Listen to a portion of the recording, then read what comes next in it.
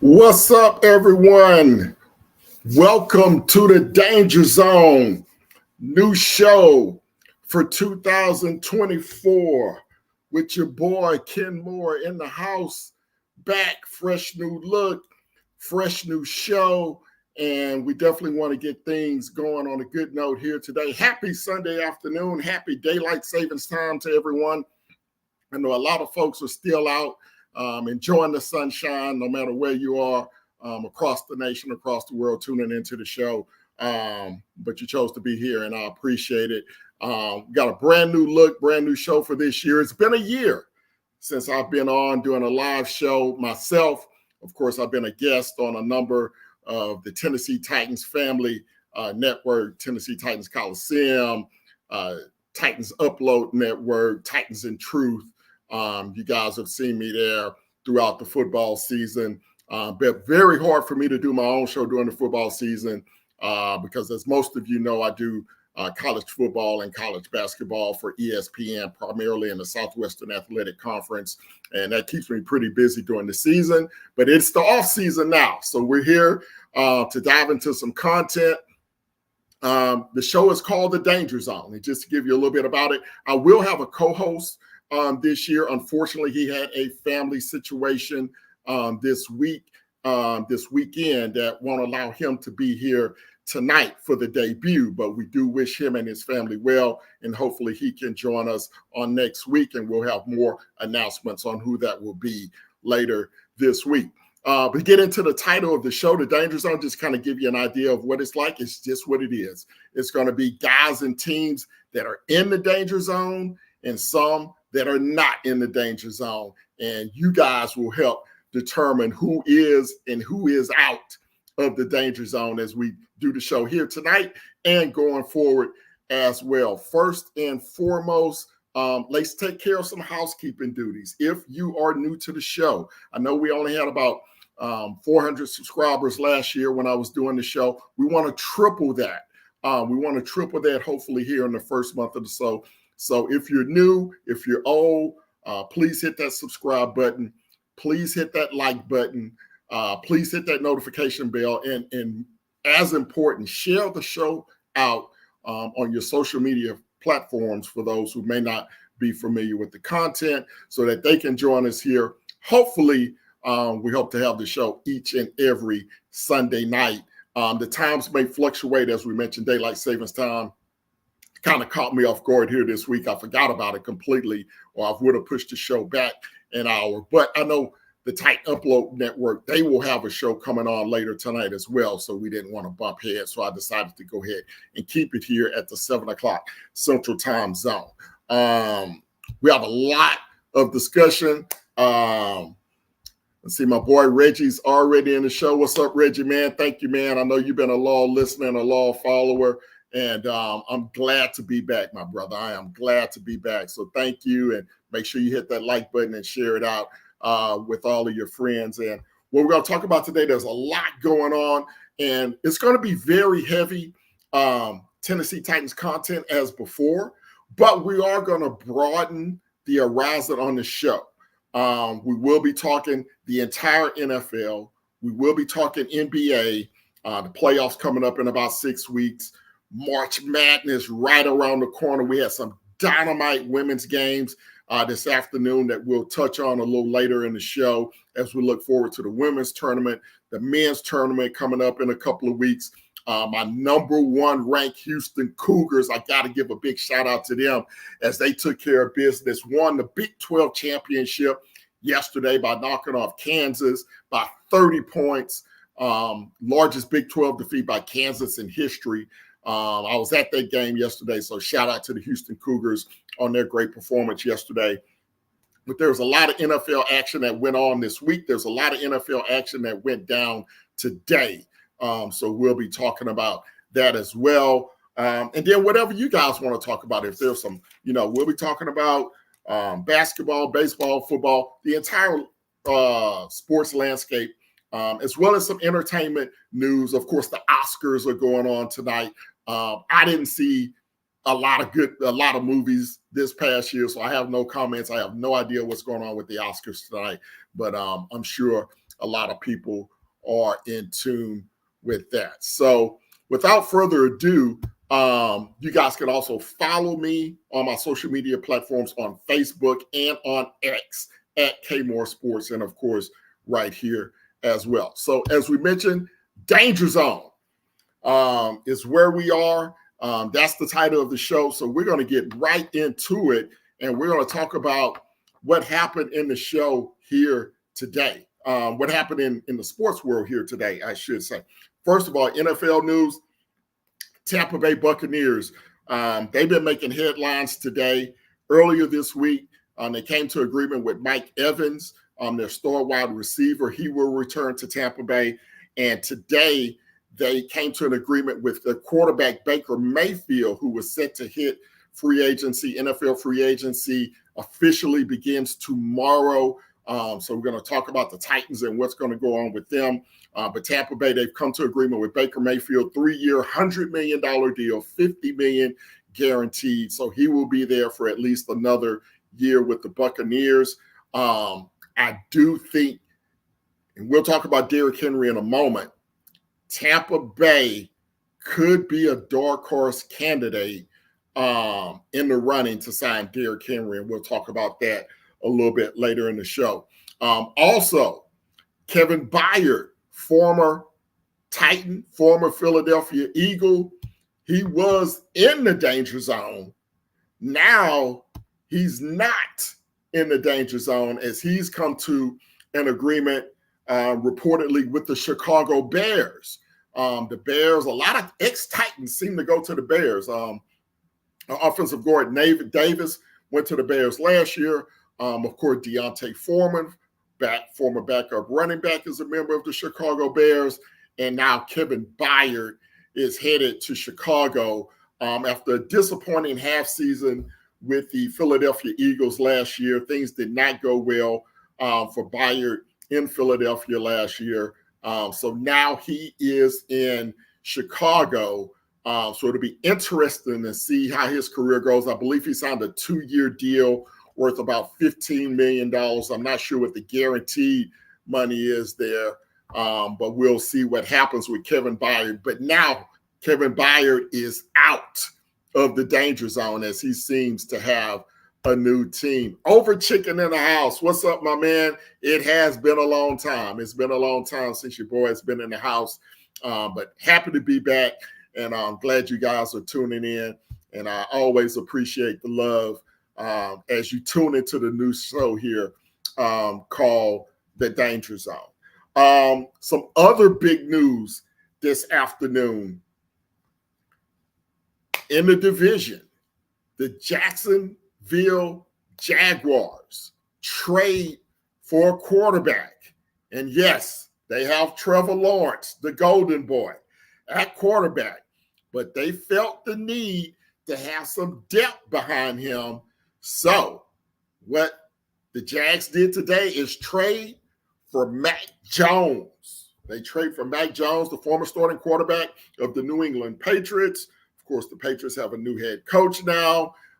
They're changing everything up. They have a top 3 pick. They're more than likely going to draft a quarterback. So Mac Jones on the move to Duval County, where he will seemingly be the backup for Trevor Lawrence going into the 2024 season. So interested to see, Titans fans, what you think about the Jaguars bringing in Mac Jones. I don't think he'll be competing with Trevor Lawrence for the starting job, but he will probably have that role kind of similar to what Gardner Minshew had with the Colts last year. We saw when Anthony Richardson went out for the Colts. They had a very good backup. Gardner Minshew came in and did a good job for them. So an interesting move for the Jaguars picking up Mac Jones. I think overall it is a good move for them, but it'll be interesting to see how Trevor Lawrence responds to another number 1 pick in that quarterback room with him. Also, the defending champs, the Kansas City Chiefs, last night came to an agreement on a massive deal with Chris Jones, the best defensive tackle in the NFL. And yes, Titans fans, he is better than Jeffrey Simmons. And that's no disrespect to Jeffrey Simmons. When you're one of the top three and you're an all-pro like Big Jeff or Pro Bowler, then that's nothing to shake a stick at. But Chris Jones on a 5-year, $95 million deal with the Kansas City Chiefs. I know a lot of Houston Texan fans were hoping that Chris Jones would become a free agent, and that's a guy that they wanted to target in free agency to shore up their defensive line. But Chris Jones is off the market. He will be a Kansas City Chief for presumably the rest of his career now that he's inked that 5-year deal with the Chiefs. So now let's delve into who is in and who is out of the danger zone as we look at NFL free agency. As we talk about coming up tomorrow, teams can begin, not signing players, but coming to agreement with players. I'm not sure how Chicago came to an agreement with Kevin Byard already, considering that the legal tampering period hasn't started yet. But nevertheless, we already talked about Kevin Byard. So let's talk about the running backs is what we want to concentrate on here tonight. Of course, Derrick Henry, Josh Jacobs, Saquon Barkley, Tony Pollard, just to name a few. I believe Joe Mixon is a free agent now. Those guys, just to name a few. And we know Titans fans are concerned about Derrick Henry. And I'm going to put Derrick Henry in the danger zone tonight because I don't know if Derrick is going to be the first running back off the board when free agency begins. Everyone's talking about Saquon Barkley may be the number one guy targeted by teams like Dallas, teams like Houston, here in the Texas area, just to name a few, where he may be their number one guy, their number one target. And it would be very interesting to see Saquon leave the Giants and go to their arch rivals, the Dallas Cowboys. That would be very interesting indeed. But I know a lot of fans here in the Houston area, they really want to see Saquon come to Houston and solidify that running game behind C.J. Stroud at that quarterback position. And I think that would be a great landing spot for Saquon. It would be a great get for the Texans if that is to come to pass. But as for Derrick Henry, I think there's a couple of spots that make sense. Obviously, Dallas makes sense because they will not re-sign Tony Pollard. He's a free agent. Dallas needs a running game. We saw how much they struggled in the red zone last season, running the football in particular. And he lives, obviously, in the Dallas area, and I think that would be a great fit for him.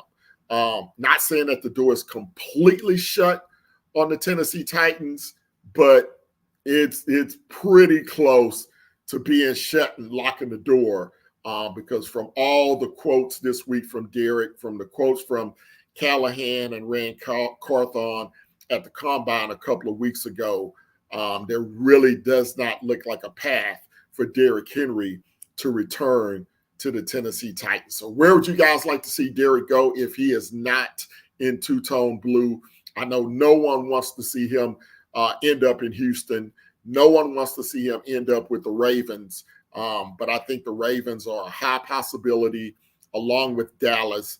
As I mentioned in the opening block, watch out for the Tampa Bay Buccaneers because they are in need of a stud running game behind Baker Mayfield.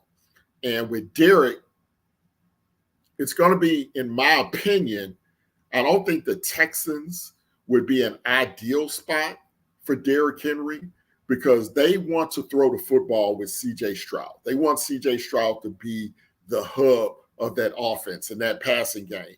And they want a running back, in my opinion, that has the ability to get out in routes, wheel routes, screen passes, things of that nature. Someone kind of Christian McCaffrey-like, which Saquon Barkley is, even though he's a bigger, sturdier player than, say, a Christian McCaffrey, he still has great hands out of the backfield. And I think they may be looking for that type of running back, a Josh Jacobs type of running back. For Derek, I think it's going to be very specific running teams that need his type of style, a Cleveland Brown, a Baltimore Ravens, a Dallas Cowboys, a Tampa Bay Buccaneers, teams that lean heavily on the running game, and they can afford to give the ball to Derek 15, 20, maybe even 23, 25 times in certain games for him to be effective. I don't see Derek being effective in an offense where he only touches the ball 10 to 13 times a game, which is what we saw a lot of times this year with the Titans, sans the Jacksonville game at the end of the season, when Derek was only getting the ball 12 to 13 times a game, splitting times with Tajay Spears. He just was not as effective. So he needs to be with a team that's going to allow him to continue to carry the ball 15 to 20 times a game. And I think those teams are limited. Again, I see really three teams. I see Tampa, Dallas, Buffalo. There could be another team out there that may be willing to get him the lion's shares of the work. But those are the teams that are pretty good teams that could be in contention for Super Bowl that Derek is interested in. So we're going to put Derek in the danger zone tonight as far as that goes. So interested in any comments that you guys may have on NFL free agency, what you guys want to see from the Tennessee Titans coming up. I'm also going to put the Titans in the danger zone. What are they going to do in free agency when the legal tampering period begins tomorrow? Will they go after a guy like a Gabe Davis at wide receiver? Will they look at some of the offensive linemen that may be on the market? Will they look to shore up the safety position? There are a ton of safeties, and Kevin Byard was the first one off the board today. So he's gone. Obviously, he won't be coming back to Nashville. But there are a number of safeties, and the Titans are going to need some safety help, particularly next to Malik Hooker, because they still have one spot that is wide open. And honestly, Malik Hooker really hasn't been that effective. He's been in and out of the lineup with injuries the last couple of years, ever since he signed his extension. So the Titans may be in the market for one or two good safeties coming up. Team leader in the house, what's up, buddy? Good to have you in the show. Welcome to the Danger Zone, new look for this year, and we definitely appreciate you being in. Make sure y'all tighten up that like button, hit that notification bell, subscribe, and share the show out to your friends. And then, of course, you guys can follow all of my content, as we mentioned, on X and on K More Sports. But we definitely want to welcome you guys to the Danger Zone. Now, not going to do a long show here tonight, really just more of an introductory show. Again, we will have a co-host in the coming weeks. Hopefully that will come to fruition on next week. I do want to touch on basketball here tonight. March Madness right around the corner. The men's side, the women's side, I think we're going to have some terrific action on both sides of the ledger, I should say. Tremendous games today. LSU and South Carolina, that was the headliner this afternoon. LSU, the defending national champion, South Carolina undefeated with Coach Don Staley. And this is a game that went off the rails with about 2 minutes to go in the ball game, and where there was a hard foul, and one of the South Carolina girls, after LSU player kind of took a little jab at one of the South Carolina players, one of the South Carolina players knocked the LSU player down. There's three gentlemen, for lack of a better term, they tried to run onto the court, all right, to challenge the players from South Carolina. Now, the broadcasters on the network said there may have been family members of Floyd, which was the LSU young lady that got knocked to the court. But nevertheless, at the end of the day, the entire benches for both teams were ejected from the ball game with 2 minutes to go, except for one South Carolina player. So South Carolina finished the game with 6 players. LSU only finished the game with 5 players. South Carolina eventually comes out with the victory as they win the SEC on the women's side and maintain their undefeated record. But just a crazy, crazy ending to that ball game between LSU and South Carolina tonight, this afternoon. In the Pac-12, USC, they came in number 2. They knocked off Stanford, the number 1 seed in the tournament, in the Pac-12 tournament. So USC gets the win there. So USC, University of Southern California, and the University of South Carolina, both of them win their respective conference championships. And of course, Caitlin Clark, Nebraska, blows an 8-point lead against Iowa with less than 2 minutes to go in regulation. That game eventually goes to overtime. And of course, Caitlin Clark takes over as she normally does as Iowa wins the Big Ten championship for the 3rd consecutive year. And look for, I believe the NCAA Women's Tournament Selection Show is tomorrow night, if I'm not mistaken. And look for Iowa and LSU, the teams that competed for the championship last year. Look for those 2 teams to be on the same side of the bracket. I'm going to predict they're going to set that up for a Sweet 16 matchup, probably with Iowa as a number 1 seed, LSU likely as a number 4 seed, which would set up a Sweet 16 matchup between those teams. If LSU slides into a 2-3 slot, then that would set up a possible Elite 8 matchup if both of those teams are on the same side of the bracket. I know the television networks want to see Iowa and LSU play each other, with South Carolina, in their own little realm as the number 1 seed for women's college basketball. So look for that tomorrow night. I think you're going to see Iowa and LSU. They're going to be on the same side of the bracket there, I think. Al Pierce, my guy in the house. The Sycamores torqued it today. That's unfortunate, Al. That's unfortunate, my man. But, hey, we always love you being a part of the show. On the men's side, of course, as we mentioned, the University of Houston, they are not in the danger zone. University of Houston, not in the danger zone. They are right now the number 1 team in the country. I'm not sure if they're going to get that number 1 overall seed. They're a banged-up team right now.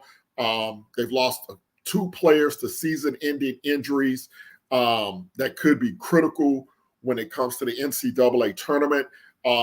As an alum and as a fan, I almost hope that they lose the first game of the conference champion of the Big 12 tournament next week, because I don't really care about the conference tournaments, especially when you're already a solidified number 1 team. That's just 3 extra games that you have guys playing that they could get injured in.